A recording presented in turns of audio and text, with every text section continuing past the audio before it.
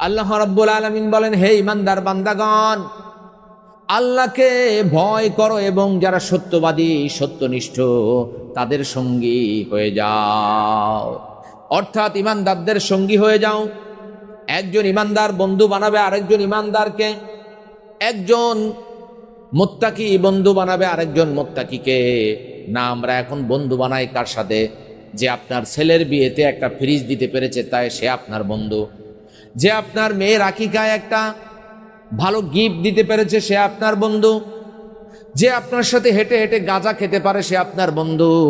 যে আপনার সাথে ভণ্ড বীরের সাথে যেতে পারে, আপনি বলেন ইনি হলো আমার পীর ভাই, আপনিও ভণ্ড উনিও ভণ্ড, আপনি তাকে পছন্দ করেন পীর ভাইয়ের কারণে।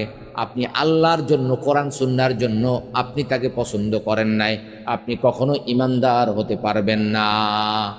রাসূলুল্লাহ সাল্লাল্লাহু আলাইহি ওয়াসাল্লাম বলেন, কাউকে ভালোবাসো আল্লাহর জন্য, ঘৃণাও করো আল্লাহর জন্য।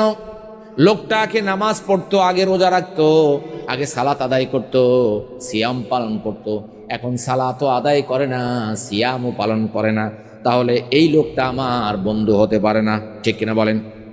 আপনি যদি আল্লাহর জন্য কাউকে ভালোবাসেন, আল্লাহর জন্য মহব্বত করেন, তাহলে আল্লাহর জন্যই ভালোবাসতে হবে, আল্লাহর জন্যই মহব্বত করতে হবে।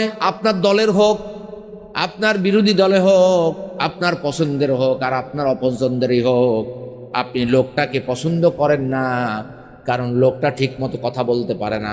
আপনি লোকটাকে পছন্দ করেন না, আপনার মেয়ের বিয়েতে দাওয়াত দিয়েছেন, আসে নাই, কোনো উপহারও দেয় নাই। না, এটা কোনো মানদণ্ড না। মানদণ্ড হবে একমাত্র কার জন্য? কার জন্য? আল্লাহর জন্য একমাত্র মানদণ্ড, এর বাইরে কোনো মানদণ্ড নাই। একটাই মানদণ্ড, আল্লাহ এবং তার রাসূলের অনুসরণ অনুকরণের জন্য আমি আপনাকে ভালোবাসি। এর বাইরে কোনো ভালোবাসার কি নাই? মানদণ্ড নাই। এখন দেখেন, চরমনার মুরিদদেরকে ভালোবাসে, জামাত ইসলাম করে একজন জামাত ইসলামকে ভালোবাসে, ভালোবাসতেই পারেন, কিন্তু অন্য কাউকেও যে আমাকে ভালোবাসতে হবে ইমানদার হিসাবে, সেটা আমার মাথার ভিতরে মাইন্ড সেট হয় নাই। ঠিক কিনা বলেন? আমার মাথার ভিতরে মাইন্ড সেট হতে হবে যে একজন মুত্তাকিকে, একজন ইমানদারকে আমি আল্লাহ এবং ইসলামের জন্য ভালোবাসবো।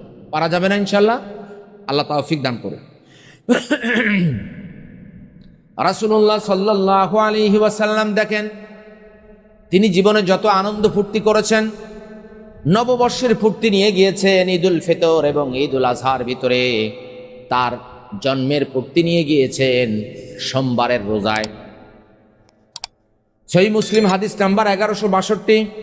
আল্লাহর রাসূল সাল্লাল্লাহু আলাইহি ওয়াসাল্লামকে জিজ্ঞাসা করা হলো, ইয়া রাসূলুল্লাহ, সোমবারে কেন আপনি সিয়াম পালন করেন? তিনি বলেন, সোমবারে আমি জন্মগ্রহণ করেছি, সোমবারে আমার উপর কিতাব নাজিল হয়েছে, এই কারণেই আমি সোমবারে সিয়াম পালন করি। সুবহানাল্লাহ। আমরা কি করি?